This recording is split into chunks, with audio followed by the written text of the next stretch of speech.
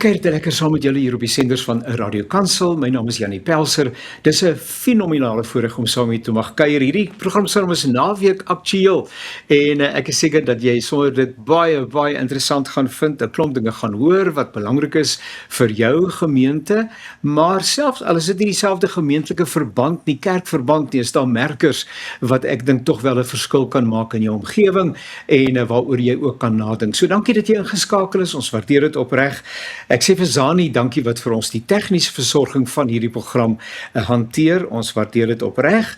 En dan wil ek sommer ook net herinner dat die programme van Radio Kansel ook 'n spotgoeie beskikbaar is, né? By www.radiokansel.co.za. Nou, jy kan na hierdie program luister benewens hierdie uitsending, natuurlik ook Sondag aand en dit gebeur om 8:00, dan is daar 'n heruitsending. En dan ook ons Woensdag aktualiteitsprogram Perspektief. Jy kan dit eweneens op YouTube raakloop, gaan soek maar net daar vir Perspektief en die datum is 19 Augustus toe ons dit uitgesaai het. En toe het ons nogal gesels oor 'n paar belangrike sake of 'n belangrike saak, naamlik die Christen en politiek. Moet 'n Christen hom nie liewer uit politiek uithou nie, of het 'n Christen tog wel 'n getuienis in die verband? En dit was 'n heerlike gesprek met professor Jan Albert van der Berg, professor Fanny Snyman en dan ook Dr. Bram Hanekom. So, julle hoor, ons is lekker besig hier by Radio Kansel en Radio Kansel Hartklank en ons probeer naby aan die hart van ons luisteraars kom, maar eweneens ook naby aan die hart van dit wat gebeur in sonnige Suid-Afrika. So, dankie dat jy ingeskakel is.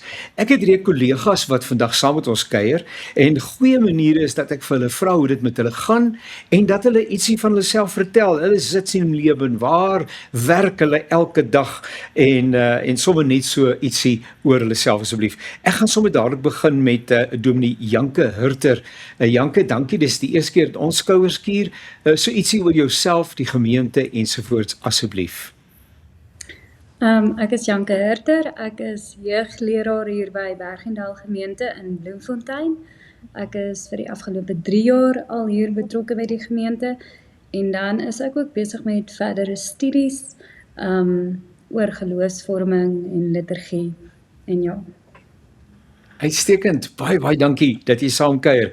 Dominee Gawie Gous, eweneens, ek dink nie ons het al saam gekuier nie, ek is bevoorreg dat ons kan saamkuier. Ietsie oor jou asseblief, Dominee Gawie.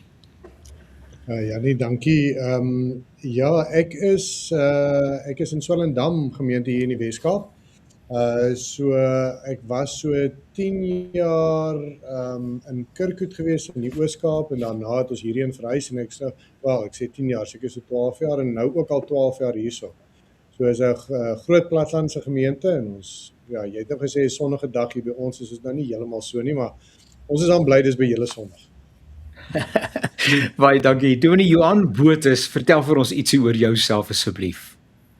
Ja, nee, lekker om jou te ontmoet. Ek is 'n predikant in Hermanus vir die laaste 3 jaar. En ja, is 'n voorreg, is lekker hier tussen die berg en die see. Ons hardloop nou net uit 'n kalenderbeplanning uit vir volgende jaar, so ek kan nie glo dit is al waar ons is in hierdie jaar nie. En dit is koud, baie kouer nog as by julle. So, maar ja, soos Gawie sê, ons is bly dit is somer daar by julle. Dankie. Dit is so, as een deel van die liggaam bly is almal bly, is een deel swaarker, dan sê ons trek 'n trui aan. Wat kla julle dan nou so oor die koue nie waar nie? Nee, kollegas en ons luisteraars, die jongste kerkspieelnavorsing oor die welstand van gemeentes van die NG Kerk skets 'n interessante prentjie. Daar is tekens dat gemeentes onder druk verkeer, die gemeentes word ouer, nê. Sommige sê hulle word kleiner. 'n Hele klompie het gesê ons het nie meer 'n voltydse predikant nie. En dan is daar ook soms die neiging om so 'n bietjie te fokus op oorlewing en 'n mens kan dit heeltemal verstaan. En dan is daar toch gemeentes wat sê maar te midde van dit alles groei ons en dit gaan nie te vrot met die finansies nie en erediensbywoning lyk heeltemal skaflik. En dan vra mens jouself die vraag af, maar wanneer is 'n gemeente regtig gesond, in sy kern gesond? Vroeër jare het ons gepraat oor getalle, geboue en geld, en dis nie onbelangrik nie. Ons leef in hierdie wêreld met ons voete op die grond. Deesdae sê ons maar wat van gemeenskapsbetrokkenheid, gestuurdheid, diensbaarheid. Ons moet ook daaroor gesels. En so die vraag met ander woorde is, hoe lyk die kerk tans? Hoe moet die kerk lyk in die toekoms? Waarheen is die NG Kerk op pad? En ek wil inderdaad ook sê vir kollegas en luisteraars vanuit ander kerkverbande, ek dink nie ons is ver van mekaar verwyder nie. Ons lewe maar hier in Suid-Afrika, maar in een konteks. Ek sou graag wou hê dat een van julle net vir ons 'n bietjie vertel nou, hoe sal ek nou sê, enie, mini, mini, mo, sal ek by Gawie begin, en die ander help vir ons net 'n bietjie, wat is kerkspieël? Mense mag sê, ek het al van die ding gehoor, maar wat is kerkspieël? Wat is die bedoeling met kerkspieël? Gawie, help vir ons asseblief.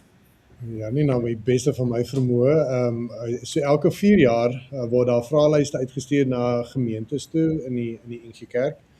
En dan word dit ingevul en weer teruggestuur, en dan word die statistieke versamel oor dinge soos erediens, bywoning, finansies in die gemeente, die dinge waarna jy verwys het, geboue, geld ensovoorts, maar dan ook na bedieningsfokus en wat vir die gemeentes belangrik is op daardie gegewe moment in die omgewing waarin hulle bly.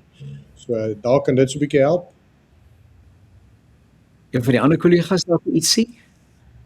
Ja, ek dink wat interessant is dat ek wil dis iets wat uitgestuur word aan alle NG Kerkgemeentes in Suid-Afrika, en die terugvoer is redelik goed. Ek wil hoog genoeg dat ons inligting kan gebruik om realistiese waarnemings te maak. Ek dink die beperking net, moet mens seker ook noem, is dat dit word ingevul deur gewoonlik maar predikante en of dalk die scribai, saakgelastigde, wat ook al die amp nou genoem word. So dis nie die gemeentelede se terugvoer nie.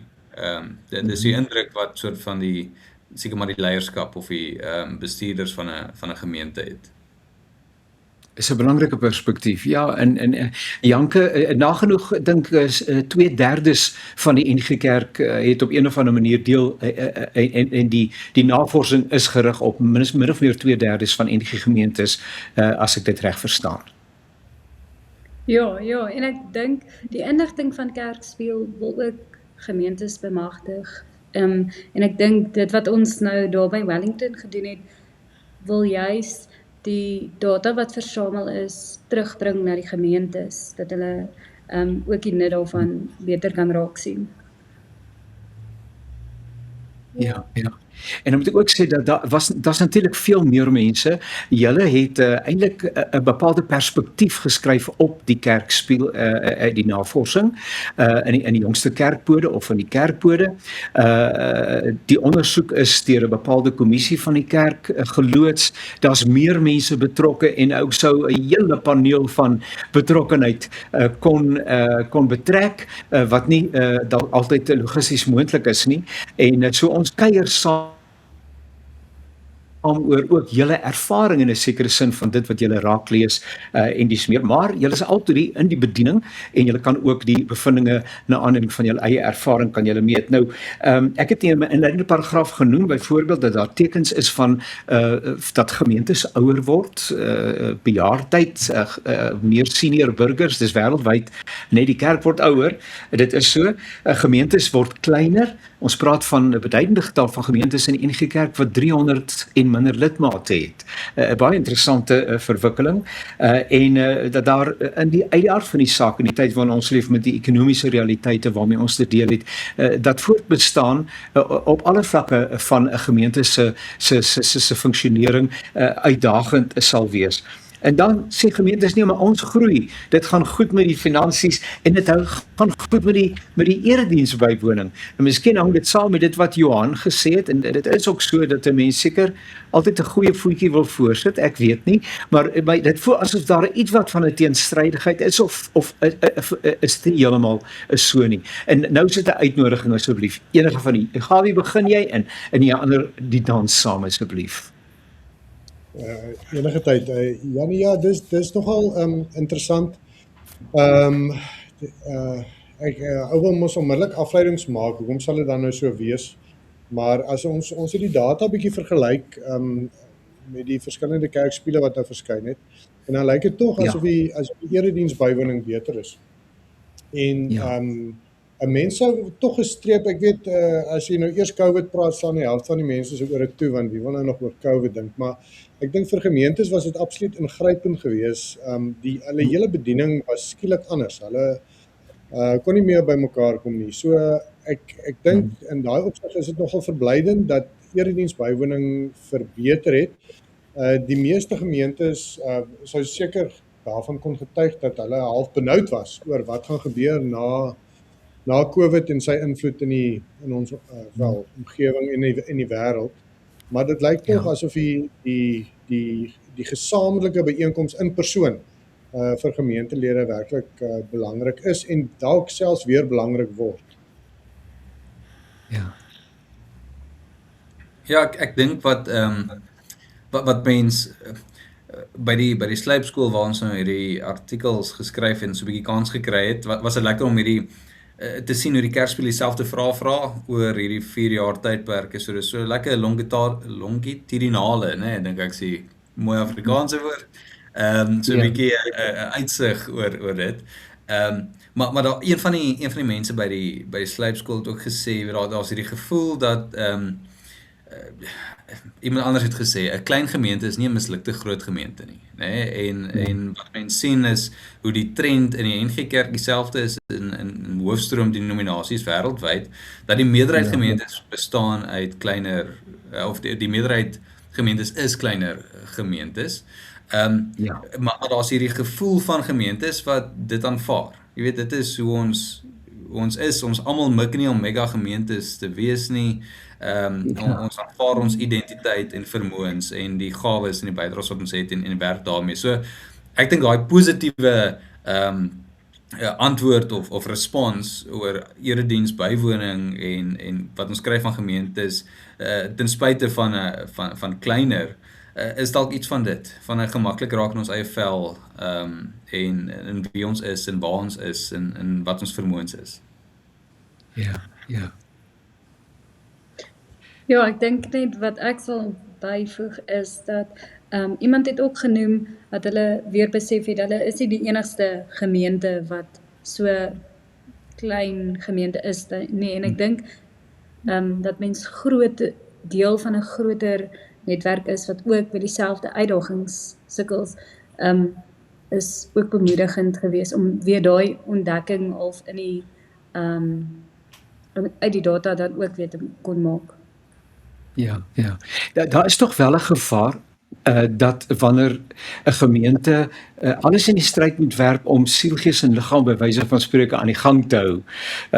Soos ons reeds gesê, die evangelie is gratis, maar die manier waarop na mense toe kom, dit is deel van ons werklikheid, en om nie jou fokus op die missionale aspek en jou gerigtheid op die wêreld, dat 'n mens dit nie sal verloor nie. Dis 'n groot uitdaging nie waar nie, Gawie. Ja, dit is 'n enorme uitdaging. Ek as dominee in 'n gemeente, ek het gister so lekker gesprek met iemand gehad, en dan kry jy jouself mos elke nou en dan 'n bietjie jammer, en dan dink jy, hoeveel keer het jy wat jouself kan herinner al gepreek of gepraat van ons moet uitgaan en ons moet betrokke raak in hierdie wêreld, en so, dis mos nou maar missionaliteit, dat ons nie die evangelie vir onsself hou nie.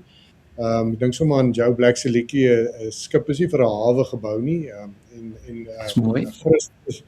Christen is nie gemaak om in 'n kerk te bly en amper sê daar, dit klink nou vreeslik om daar dood te gaan nie, maar hulle kry elkeen 'n roeping, ons het elkeen 'n roeping, so om dit te gaan doen, en dit is 'n groot uitdaging om mense se verstaan so te verryk. Wel, natuurlik doen ons dit nie, dis die Heilige Gees wat dit doen, maar om ons te verander, dat ons uit sal gaan en missionaal sal wees, dat ons die wêreld van Jesus gaan vertel op eenvoudige maniere, woorde, dade ensovoorts. Maar om dit reg te kry is nie so eenvoudig nie. As ons dink aan ons kerk wees, my invalshoek was eintlik om te vra van 'n dominee van 'n plattelandse gemeente wat al vir soveel jare bestaan, die gemeente is gestig 1798. So jy praat van generasies, daar's 'n ouderling wat die 9de generasie ouderling op die kerkraad is. Nou, dis skrikwekkend om so te dink en dan kan ou so maklik dink maar dis my kerk. So ek moet net beskerm wat myne is. Ja. Want dit is beslis nie Ja. wat missionaliteit beteken nie, dis beslis nie die evangelie wat ons verkondig nie. So dis wat vir my mooi is wanneer mense ietsie daarvan snap en begin om self uit te reik as gemeentelede. Ons praat so maklik die kerk moet, maar die kerk is gewone mense wat deur Jesus aangeraak is op 'n besondere manier. Ja, ja. Daai drie goeders, ek het dit nou raak gelees, ook in die terugvoer wat Dr. Lourens Bosman, voormalige bestuurder van die kerk, wat sy amp presies was, ken nou vir Lourens ook goed, gegee het na aanleiding van 'n tyd wat hy as brugpredikant in Zimbabwe opgetree het by die NG Kerk daar. En dan praat hy hoe dat die drie G's, naamlik getalle, geboue en geld, dan nou daar dalk 'n nuwe verwysingsraamwerk moet kom, naamlik gemeenskapsbetrokkenheid, gestuurdheid en gawes. Maar vir my gevoel staan die goed nie teenoor mekaar nie. Ek wonder hoe dink jy daaroor, Johan? Want ek bedoel daar moet 'n plek wees waar mense bymekaar moet kom en die gras moet gesny word. En as jy wil die klankapparaat aanskakel, moet daar elektrisiteit wees. So daai realisme moet behou word, maar om aan die ander kant vasgevang te word dat jy naderhand, dit is al waaroor jou vergadering gaan. Wat is die volgende projek en die volgende bazaar en die volgende inisiatief wat ons van stapel gaan stuur, nê, om ten einde ons boeke te laat klop nie. Ja, weet jy, ek bedoel, ek dink wat al hoe meer, jy weet, ons is opgesaal ook met hierdie Gawie, hoe oud is Gawie hulle se gebou, nê? Ek kan nie dink wat die onderhoud is partykeer met dit en dat jy kleiner gemeentes, kleiner bydraes, jy weet hierdie tipe goed en uitdagings met hulpbronne. So iets van hierdie situasie, iets van die verkleining het sekerlik 'n geleentheid en 'n avontuur in 'n nuwe verbeelding, weg van hoe hou ons in stand. Want dominees is duur en geboue is duur en van hierdie goed is duur en dan hoef ons nie ver te kyk nie. Ek bedoel, ek dink ons VGK broers en susters vra hierdie vrae nou al vir baie langer as wat ons doen en hulle moet werk met dit. Hulle moet antwoorde uitdink. So dis lekker om te sien hoe gemeentes nog steeds dit reg kry om die evangelie te leef, om 'n teenwoordigheid in 'n dorp te hê, om op ander goeders te fokus. Maar ja, ek wil amper sê ons het baie gemeentes het nie meer die luksheid om te droom of te dink nie. Die situasie forceer hulle om ander antwoorde te kry. En dis vir my nogal opwindend. Dis vir my nogal opwindend om te sien wat gemeentes reg kry en doen om jy weet regwaar iets van die koninkryk te bou daar waar hulle is met dit wat hulle het en die realiteite. So dis seker maar soos medisyne wat sleg is, sê my ma altyd is goed vir jou. Hierdie is seker goed. Ek kan nie onthou, ek dink is een van David Bosch se boeke, is 'n aanhaling wat hy sê die kerk is eintlik altyd in 'n diens van tyd tot tyd. Ja, die kerk is altyd in 'n krisis, ons weet net nie altyd daarvan. Sê hom weer 'n keer. Is daarvan nie. Dit is 'n raak beskrywing. Ja, dit is 'n raak beskrywing. Ek dink nogal daaraan dat die tyd waarin ons lewe aan gemeentes geweldige eis stel om kreatief en innoverend te wees. Ek preek van tyd tot tyd in 'n gemeente iewers in die omgewing, met die mooiste fasiliteite, ou gemeente, maar die lidmate het ook oud geword. So te midde van hierdie gemeente wat seker ruim 400, 500 kan akkommodeer, sit daar nou op 'n Sondagoggend so 40, 50 mense met 3 of 4 kinders in die gehoor. En dan het jy benewens die kerkgebou, het jy 'n pragtige saal, het jy kategese lokale, jy het al hierdie fasiliteite. En nou wil ek nie vir daai gemeente, ek praat nou maar sommer te wille van ons gesprek nou.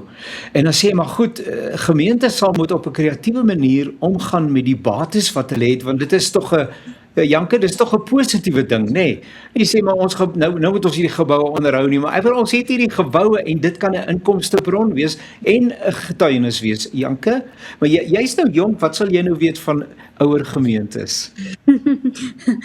Nee, maar ek dink wat ek hoor is ook, ons het anders begin dink oor die ruimtes wat ons het, hulle anders Ja. begin verbeeld. Ek dink ons sit bietjie dalk vas by een manier van verbeel dit op een manier, en dan dink ek, partykeer beweeg ons ook uit hierdie aanslag van ons veg net vir oorlewing, en dan Ja.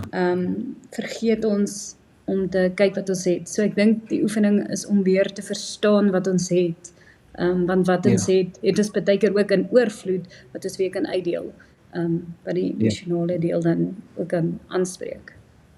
Ja. Ja, kan ek aansluit daarby, Jannie? Ek sit sommer net en dink, wat is in jou hand? Dis die Here wat dit vir Moses gevra het. Wat is in jou hand? En dat ons as gemeente ook moet vra, wat is in ons hand? Wat het die Here vir ons gegee?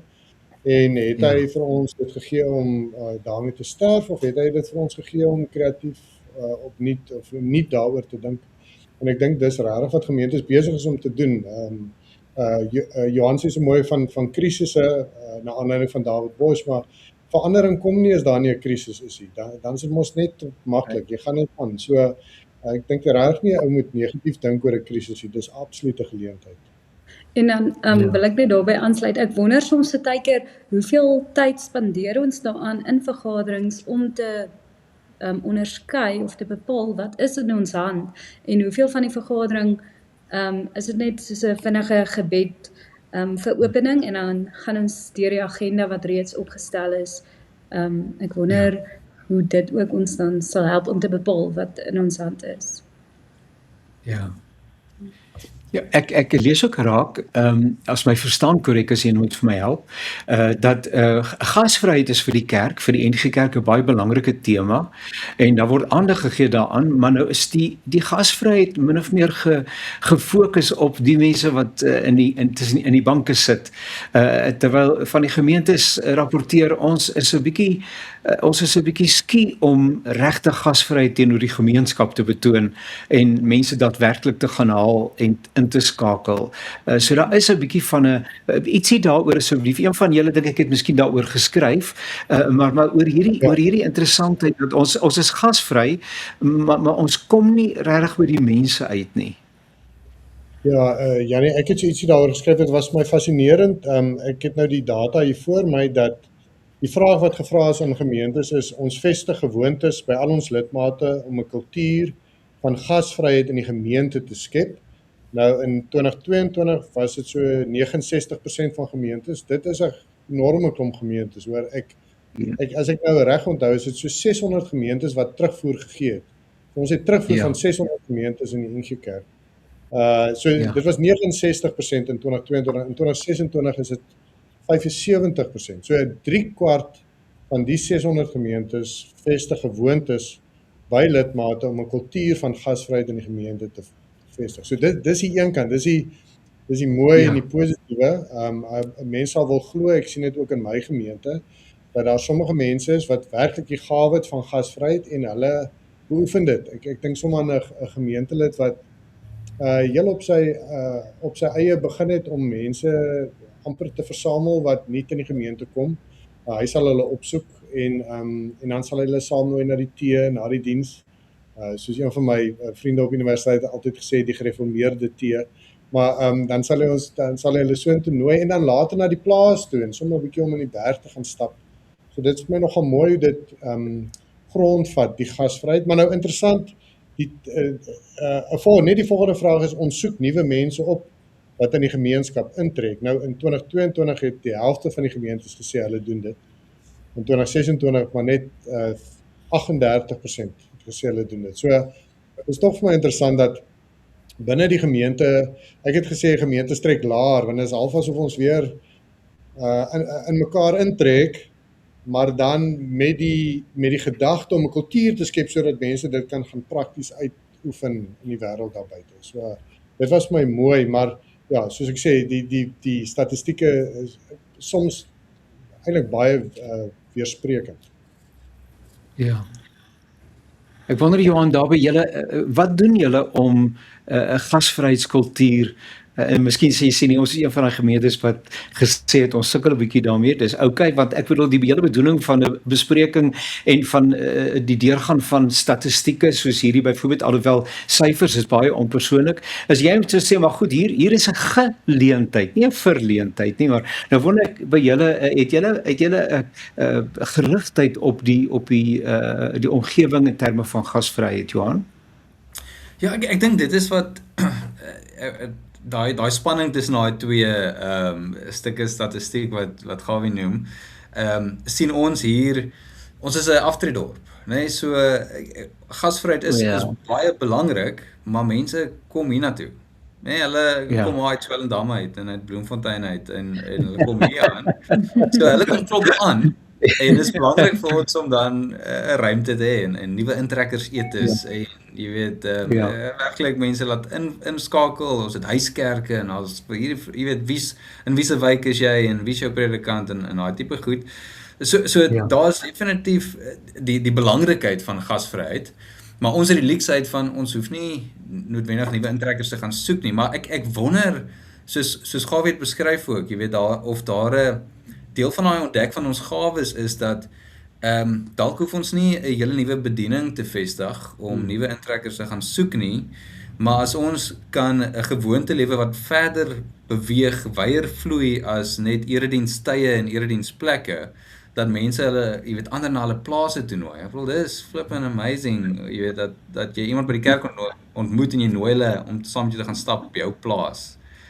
Ja, so daar's iets van daai wat noem jy, demokratisering van gasvryheid. Jy weet, dit word gedesentraliseer, word gegee, 'n deel van 'n wees-eienskap eerder as 'n doen-eienskap. Ja. Ek wonder ook sommer net so tussen ons Janke of die tydsgewrig waarbinne ons leef nie ook bydra tot hierdie gevoel van privaatheid, privatisering en van beskerming nie. Ek bedoel, daar's nie meer 'n huis wat nie omring is nie en omheen is nie.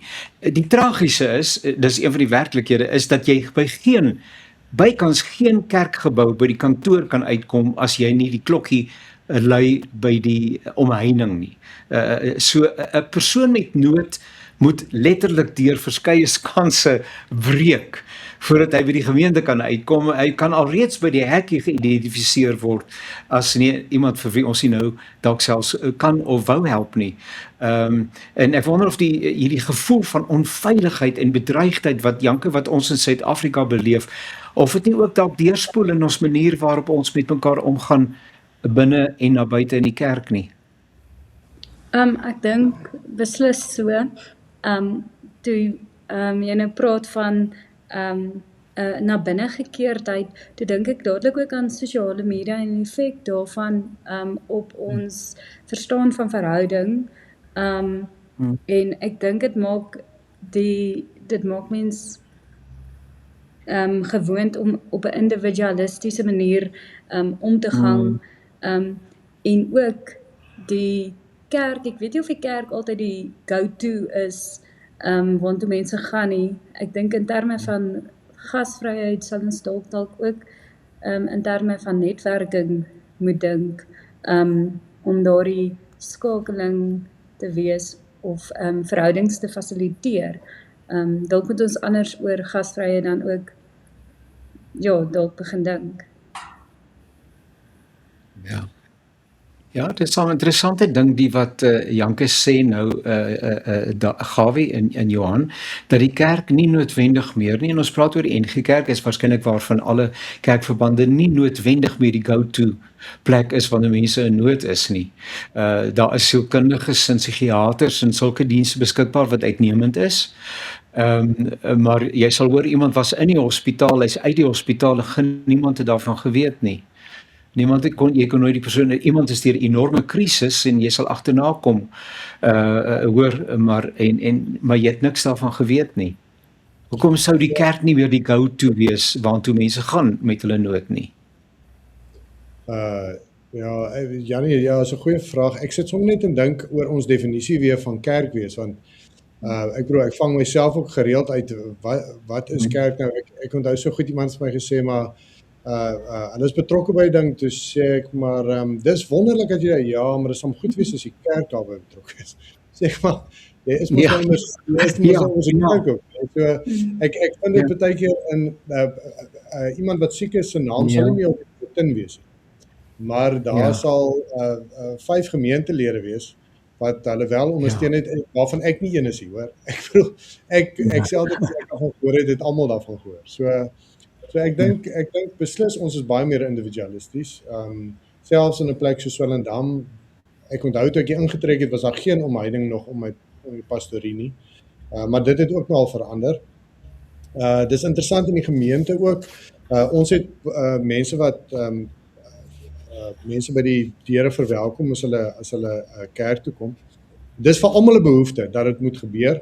Maar toe ons nou sê wie dit gaan doen, dis dit nou weer 'n ander vraag. Dis 'n ander vraag. Dan wil ons vir die kinders, ons nie kom ons gee vir 'n kategese klas of hulle kan dit doen.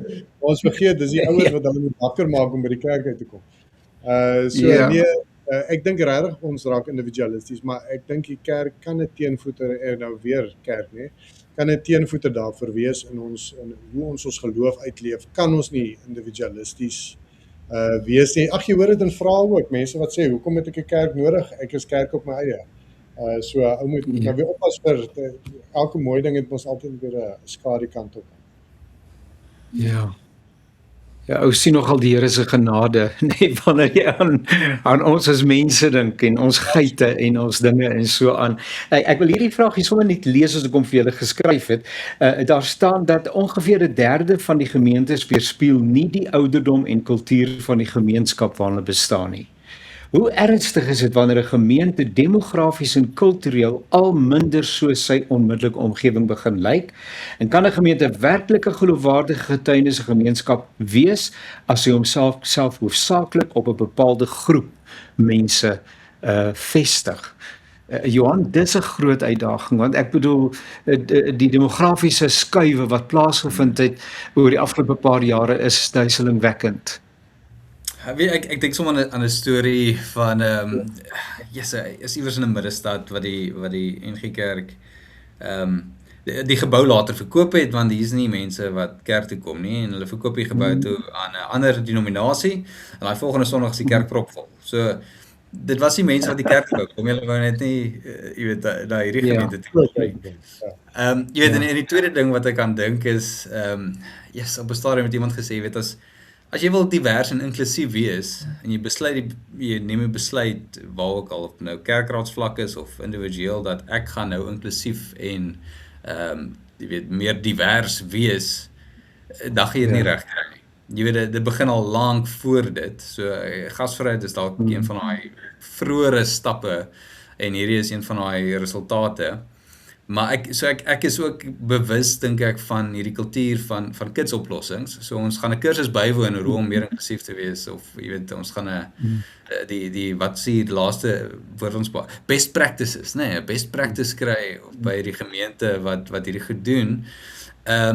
Waar dit gaan ons lank vat, en ek bedoel, as ons eerlik is, het baie van ons toe die demografie begin verander nie ook toe al daai besluite geneem nie.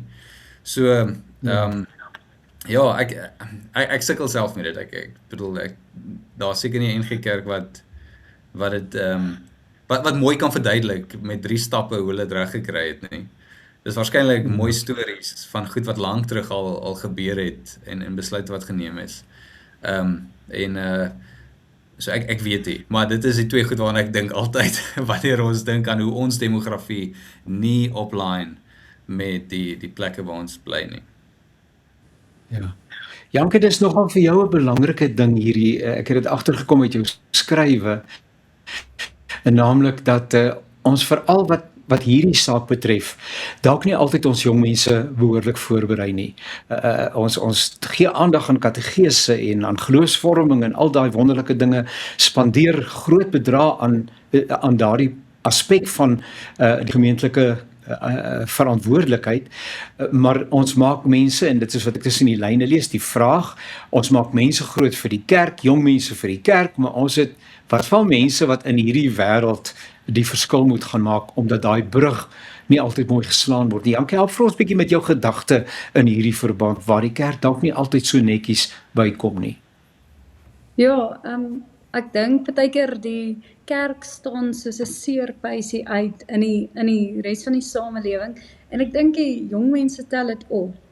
En ek wonder in hierdie verband tot watter mate kan jong mense ons eintlik help om meer te verstaan hoe ons ons eie konteks beter kan beliggaam, ook as geloofsgemeenskappe, want hulle beweeg ook op terreine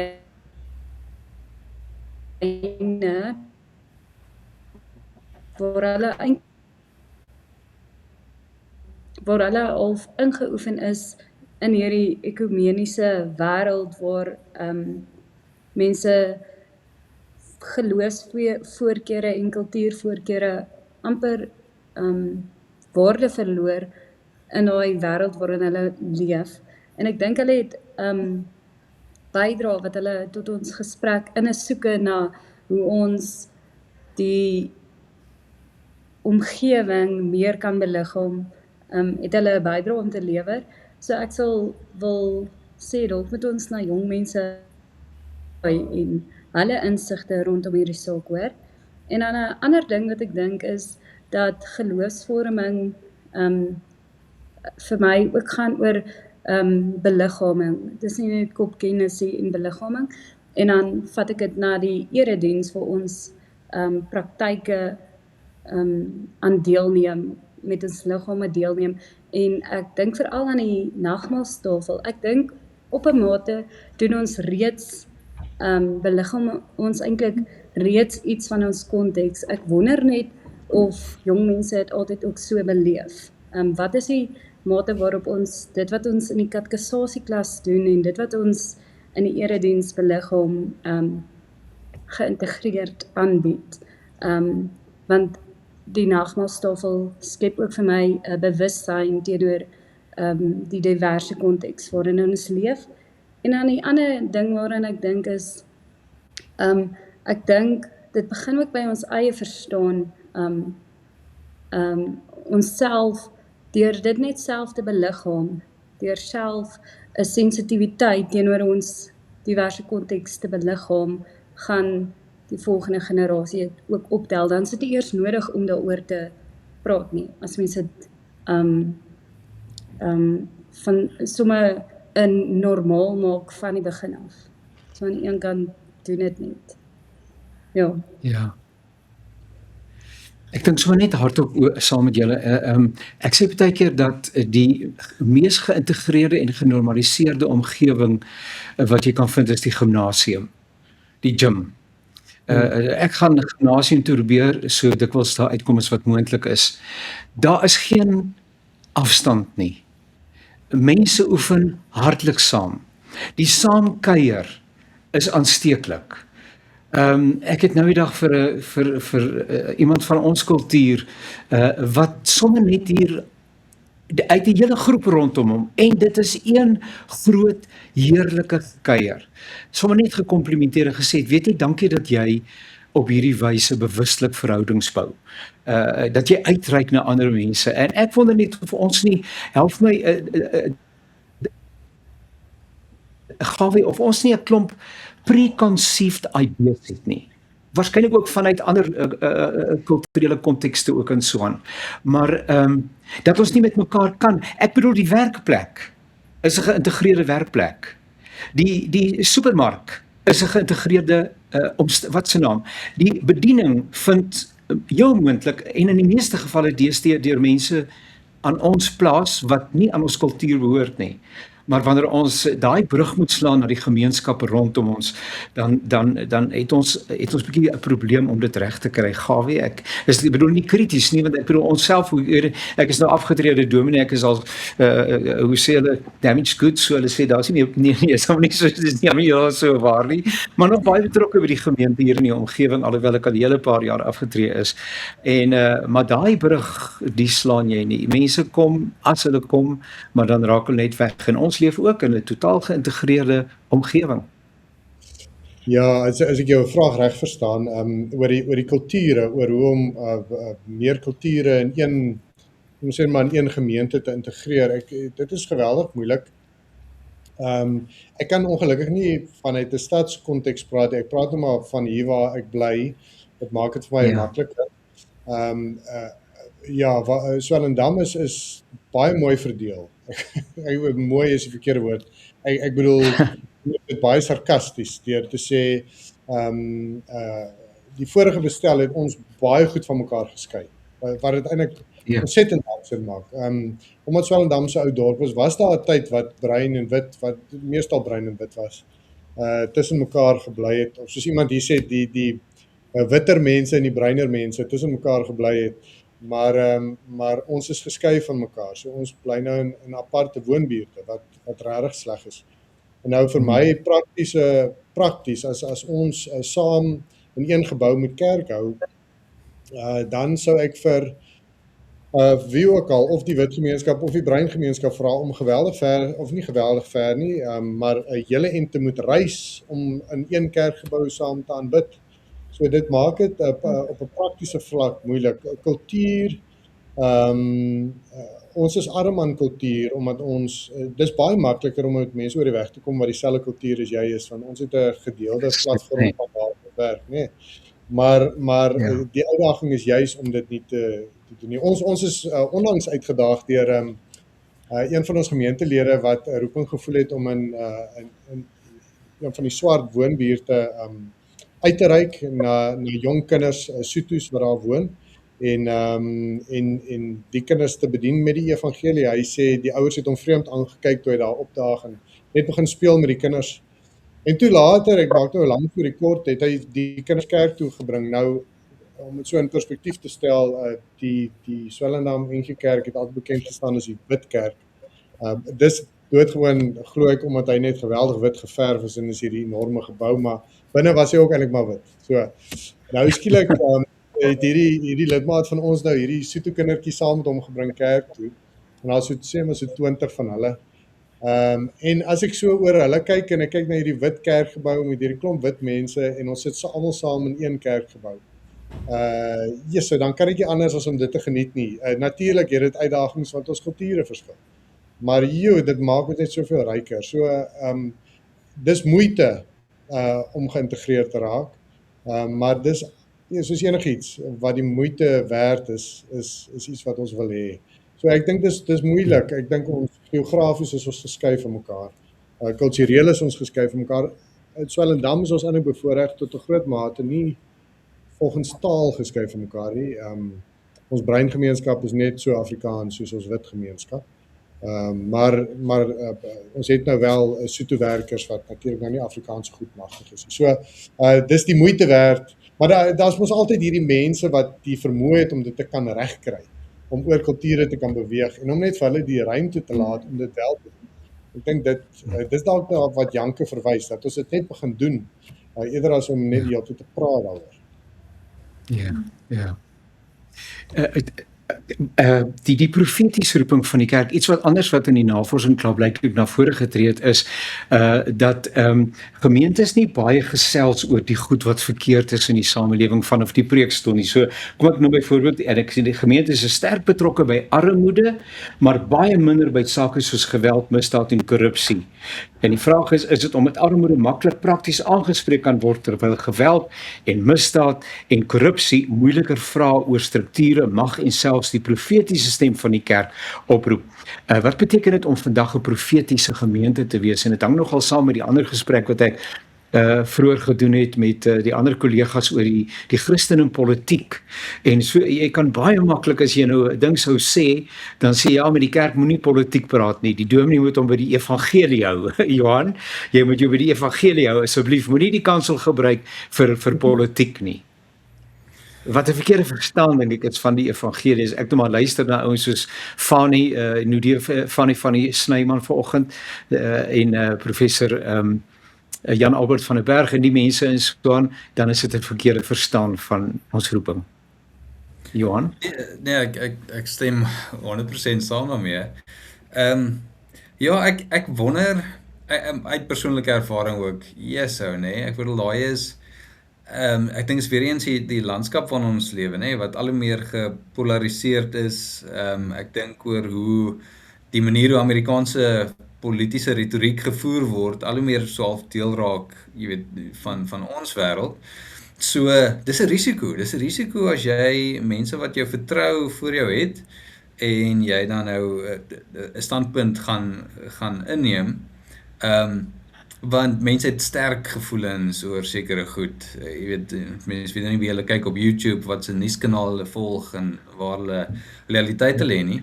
Ek dink die groter probleem seker is dat want dis nie asof ons nog altyd oor alles saamgestem het nie. Ons een van die mooiste goed in die gereformeerde tradisie is mos nou juist dat ons met mekaar kan verskil en moet verskil. Maar ek dink dis waarvoor ons bang is dat ons weet dalk nie meer hoe om dit te doen nie. Dalk deel van daai individualisme wat ons ook vroeër opgetel het, is ook ons vermoë dat ons sukkel om by mekaar, jy weet, te sit en te verskil. Want daai tipe gesprekke dink ek is natuurlik nodig. Maar nou as jy jou gaan vererg by die erediens en dan sien ons mekaar nie weer daarna nie, en ons het nie kans om te praat daaroor nie, dan voel dit vir my ook soos 'n gemorste geleentheid. So ek wonder, ek weet nie hoe die of daar getoets is of daai tipe goed nie by Bybelstudies of by 'n huiskerk of 'n wijkbyeenkoms, jy weet, 'n veilige ruimte of 'n beter ruimte is, nie veilig nie, maar 'n beter ruimte is om dit te bespreek nie. Ek kan nie onthou, ek het nou nie spesifiek na daai stats gekyk nie, maar ja, ek wonder of dit nie daai twee goed is nie. Is 'n risiko en ons sukkel om te kan verskil met mekaar in die manier hoe ons verskil van mekaar. Ons tyd loop lekker uit. Janke, jy's nou 'n jeugdominee daar in die gemeente, wat tog beteken dat jy sekerlik 'n sterk fokus het op jong mense, en daarmee maak ek nou nie 'n uitspraak oor die ander twee kollegas se jeugdigheid al dan nie, julle albei lyk sommer bloedjong, maar Janke, as jy so na die kerk kyk, die NG Kerk, en ek praat nou generies, nee, wat sien jy? Wat kom by jou op? Is daar iets wat jou bekommerd maak? Is alles hankie-dorie, of wat is jy nou vandag die moderator van die kerk is en jy kon inspraak lewer, iets van daai kon, wat sou jy vir die kerk wou sê as 'n jong mens in die jaar 2026-27? Ek dink natuurlik dit wat ek in die artikel geskryf het, maak my bekommerd.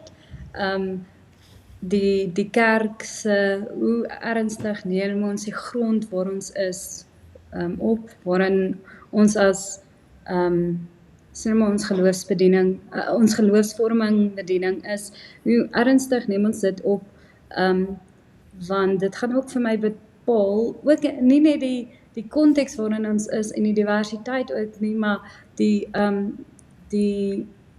struggles wat die jong mense beleef in hierdie konteks waarin ons is en die uitdagings waarmee ons te doen het, hoe ernstig neem ons dit op, want daarin lê vir my die relevantie, hoe jong mense bepaal of die kerk nog relevant is of nie. Ek dink wat ek sien is ook dalk 'n oorbeklemtoning op entertainment in plaas van education, en daarna met dit verwys ek na die unieke stem van die kerk, die unieke bydrae van die kerk.